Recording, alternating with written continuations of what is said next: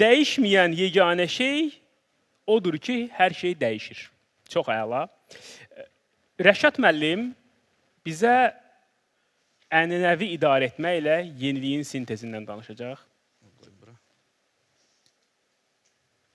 Yəqin ki, işləyir. Hər kəsə Buyurun Rəşad salamlayıram.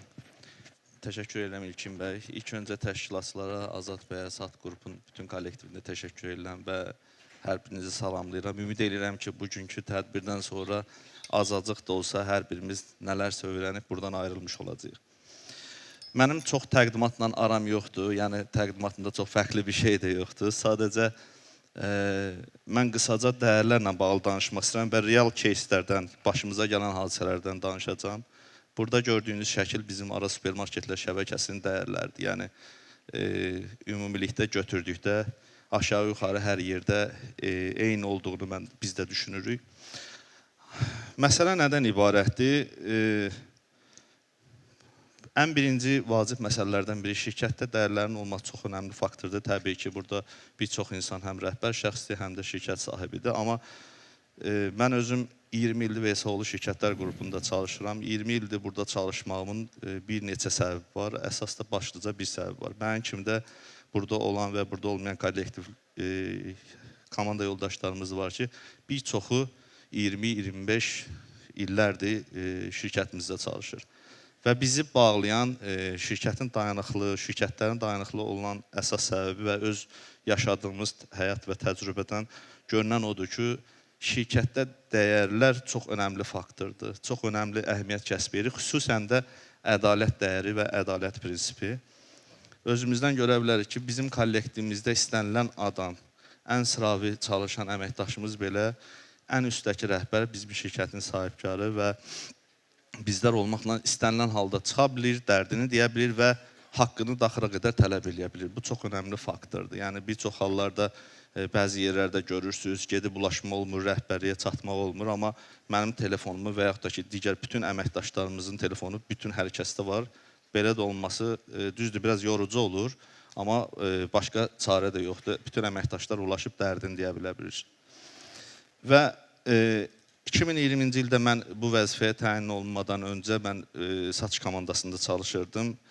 Başıma gələn hadisələrdən dediyim kimi danışacağım. Mesela bu kollektivdə görürdüm ki, 200 nəfər insan var və bütün mühiti pozur. Mühiti pozur, mən bu adamları komandadan uzaqlaşdırandan sonra, çünki şəxsən mən öz adıma deyim və şirkətimizdə milli mənəvi dəyərlər deyilən prinsip qırmızı xəttdir bizim şirkətimizdə.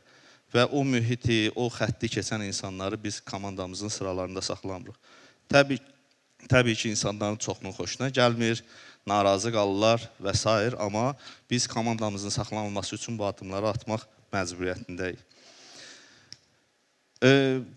Ona görə də əsas məsələlərdən biri və bugünkü gündə öz komandamız adına da deyə bilərəm ki, misal üçün ailə quranlar bizim kollektivdə çox ciddi şəkildə artmaqdadır. Bu sağlam mühitin formalaşması deməkdir. Sağlam mühit olduğu yerdə uğur da olur, nəticələr də müsbət olur.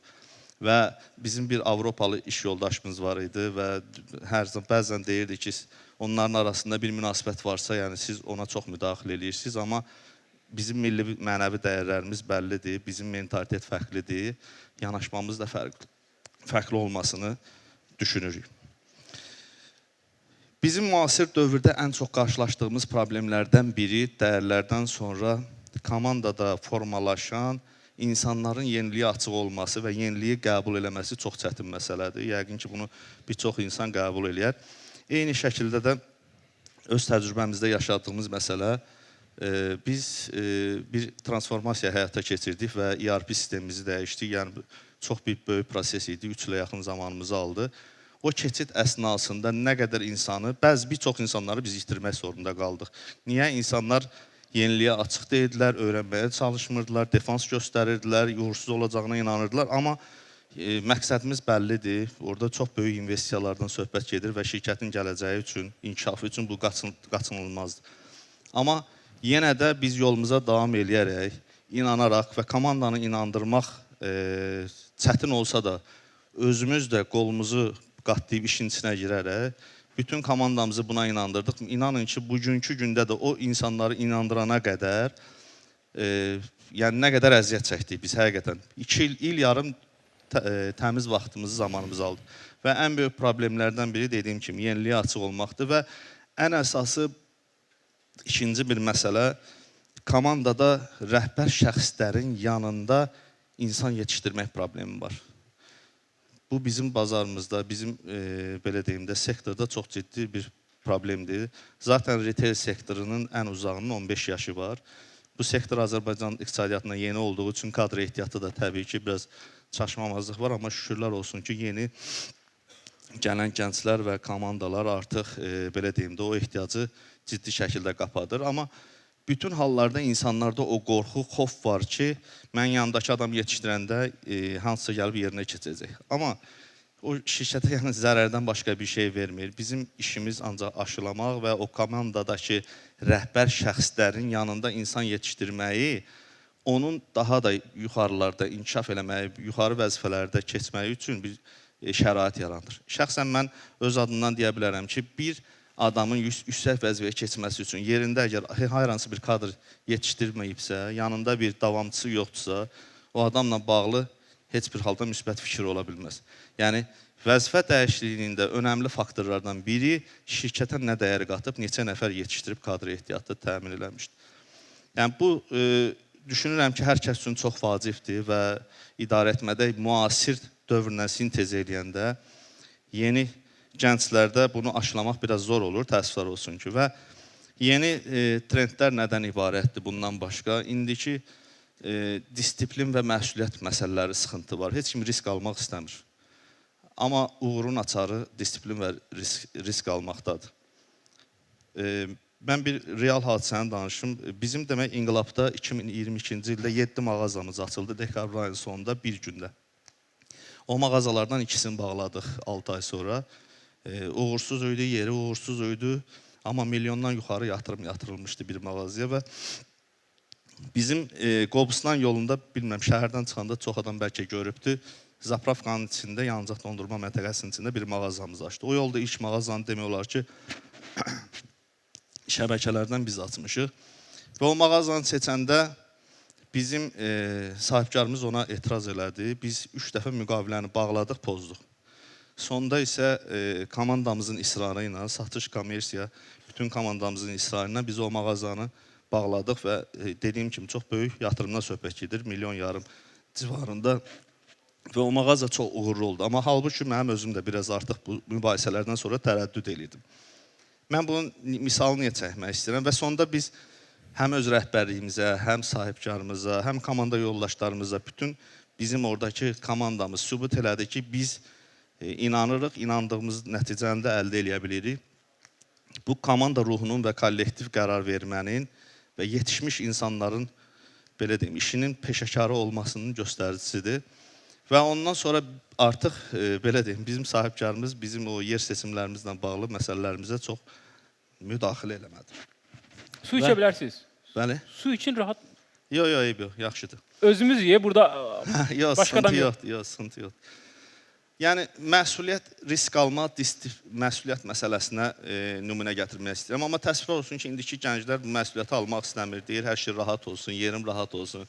Birdən-birə vəzifəyə qalxıram. Amma irəli getmək üçün geri də getməyin lazım. Yəni, mümkün deyil ki, ancaq irəli gedə biləsən. Yəni, indiki dövranda əziyyət ilə, qolunun gücü ilə, zəhməti ilə. Mən bunu qeyd eləmək istəyirdim ki, indiki gənclərimiz təəssüflər olsun ki, bir çox hallarda, yəni yeni gənclərin trendi idarə etməsi bu baxımdan ciddi çətinlik yaradır ki, daha rahat iş rejimi axtarırlar, məsuliyyətsiz iş olsun, maaşı yüksək olsun və 6 aydan sonra yeni vəzifələrə təyin olsunlar.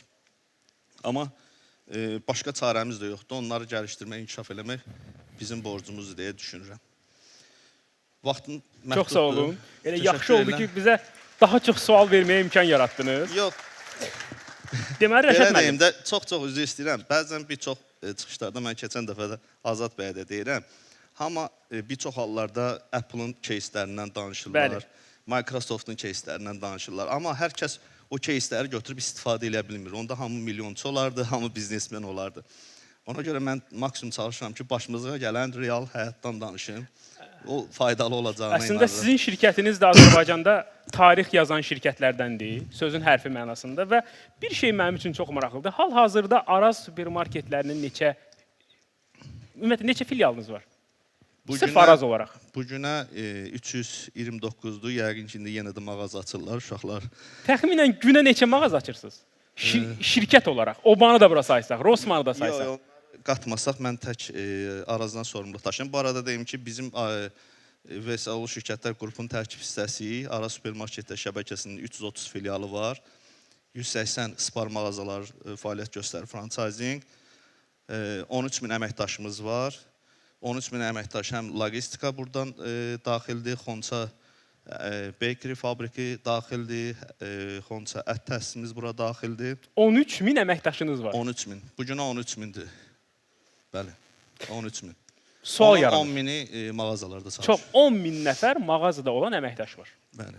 Burada hamı aşağı-yuxarı ticarətlə, bizneslə. Mən tək Araz supermarketdə şəbəkəsində. Tək Arazda 13 min nəfər əməkdaşınız var. Bəli, bəli. Əla. Bir anlığına bunu gəlin düşünək. Bax, biz burada deyirik ki, mağazaçılıqda biraz operativliyi sevir. Bəli. Sürətli davranışları sevir. Bəzən meyvə satan əməkdaş anında qərar verməlidir, yoxsa meyvə bata bilər və s. və s. və s. Bax, 13 min əməkdaşı çevik, biznes yönümlü necə idarə etmək olar? Onun bizdə də səbəbi var. Güclü komanda. Güclü komanda. Söhbət tək məndən getmir. Bizim çox güclü idarə heyətimiz var. Bizim satış rəhbəri, kommersiya rəhbəri, yəni sözün əsl mənasında mən artıq 5 ildə Arazın icrası direktor vəzifəsində çalışıram. Əvvəllə indiyə baxanda mən özümüzdə nəyə görürəm də o kollektiv idarə etmə, uzlaşma xüsusən də o mühit, sağlam, mehriban mühitin olması hər şeyi dəyişir. Yaşamın, siz neçə nəfər idarə edirsiniz? Sırf siz. Mənim birbaşa işlədiyim 10 nəfər. 10 nəfər. 10 nəfər çoxdur. Bu da iyerarxiya ilə gedir. Bəli, bəli. Belə çıxır ki, 12 min, 13 min hətta əməkdaşı idarə etmək üçün siz riyazi düsturla bu formada idarə edirsiniz. Bizim idarə etmə kollektiv idarə etmədir. Yəni bizim idarə heyətimiz var. İnsan resursları olaraq, maliyyə olaraq, sonra kommersiya olaraq, satış, əmlak olaraq. Bəs siz bayaq inandırmadan danışdınız. Dediniz ki, ən vacibi komandanı inandırmaqdır. Bəli. Əla. İndi xahiş edirəm heç olmasa 3 dənə komandanı inandırma metodundan bizə danışın. 3 dənə. Bax, bu 3 addım sizin fikrinizcə komandanı inandırır. Biz də bunu yazaq. Mən özüm kopyalayıram. Bu dəqiqə mutfaqçı üçün həllər axtarıram. 3 dənə həll deyin. 3 dənə case deyim. Bəli. Mənim özüm uzun illər satışda işləmişəm. Bəli. Sonra satış, kommersiya, logistika və marketinqdən baxmışam. Sonra icrası direktor vəzifəsinə gəlmişəm. Birinci məsələ rəhbərin işindən məlumat olmalıdır. İşin detallarına hakim olmalıdır. Bir rəhbər işini bilməlidir. Detallarına hakim deyilsə, o nə komandanı inandıra bilər, nə onlara yol göstərə bilər, nə də izah edə bilər. Yəni onların problemi, siz rəhbərin yanına gələndə rəhbər onun problemini həll etmək qabiliyyətində olmalıdır. Yəni Rəşad müəllim, siz çərəz addelinə gedib deyə bilərsiniz, qozunuz niyə belə silinməyibdir, bu keyfiyyətsizdir. Bəli, mənim həyatım mağazada keçib. Mən 20 ilin 13 ilini, 14 ilini Arazda işləyirəm. Mən Arazda gələndə 12 mağazamız var idi. Bugünkü gündə 330 mağazamız var. Deməli, birinci qızıl qayda işin detallarını bilmək. Bu çox önəmli faktor. İkincisi, düzgün insanları düzgün yerə qoymaq lazımdır. Çörəyi çörəkçiyə ver. Bəli. Yəni, mən bir məsələni qeyd edeyim ki, bizim nə qrupumuzda, nə Araz supermarketlər şəbəkəsində, nə qrupumuzun digər şirkətlərində tapşırıqla, dost tanışla, heç bir sinif yoldaşları yox. Xeyr. Mən başqa bölgədənəm, bizim satış direktorum, HR-ımız şəkilidir, biri nə bilim başqa yerdən və hamısı qolunun gücünə gəlmiş insanlardır, əməyi ilə, zəhməti ilə. Bu çox önəmli faktordur. Ola bilər qıraqdan bəlkə biraz fərqli görünən, subyektiv yanaşmalar ola bilər aşağıda. Yəni bu Azərbaycanda yaşayırıq, kimsə sinif yoldaşdır və yaxud da bu normal bir şey. Çox normaldır. Amma üst rəhbərlikdə hamısı əlinin, qolunun, biləyinin gücünə gəlmiş insanlardır. 2, düzgün işçiləri ətrafınıza yığın. 3-cünü də deyin, 3-cü konspektdə sizi çox yormadan hələlik bitirək. Əslində yadımdaydı fikrimdən. İstəsəniz 3-cü bir dəqiqə ağlınızda yoxdursa, çox var. 3-cü məsələ də vacib məsələ. İnanmaq üçün adama işi verib sorumluluq vermək lazımdır ki, deleqat eləmək lazım. Gedib adam işi görüb, nəticəsini görüb, ondan sonra inansın. Yoxsa hər şeydə üstündə kontrol mexanizmimizi qursan, Burada niyə? Mən misal üçün heç bir mənə bağlı rəhbər işçilərdən kimdənsə işdən neçə də çıxdı, icazə aldı və yaxud da ki, nəsə dedi, mən o şeylərə qarışmıram və yaxud da ona, belə deyim də, etik baxmıram. Yəni, hər şeyi kontrol edirəm. Mən müəyyən kritik nöqtələri kontrolumda saxlamaq məcburiyyətindəyim. Çünki bu böyük bir gəmidir, 13 min insan var, 100-ə yaxın mağazamız 24 saat çalışır və hər an hər şey olur. Günlük 500 min müştəri girir mağazamıza. Bəli, kritik nöqtələrdə kontrolda saxlamaq zorundayım. Amma insanlara etibar eləmək lazımdır. Misal üçün, satış direktorumuzun ısrarı ilə biz 3 mağazanı, 4 mağazanı açmışıq və bizim top 10 mağazadan biridir. Biri Qobustandakı, 8-ci mikrorayonda məsələn Tərgül ticarət mərkəzi var idi köhnədə. Solda bizim keçmiş rəqibimiz Bazostor var idi, sağda Bravo. Düz ikisinin ortasında biz mağaza açdıq. Heç kim inanmırdı, amma satış komandamızın o motivasiyası, inamı, etibarı, mən də dedim ki, misal üçün, milyon yatırım var idi orada da. Bəli. Dedim, eyb yox, inşallah ki, səhv eləmirik. Özüm də inandığım üçün, onların da gördüyüm üstünə, belə deyim də, təkidlə bastırması və bu ikinci dəfə artıq bu komandada inam etibarı yaradır ki, demək ki, bizim də sözümüzün gücü var. Əla. Təşəkkür edirəm.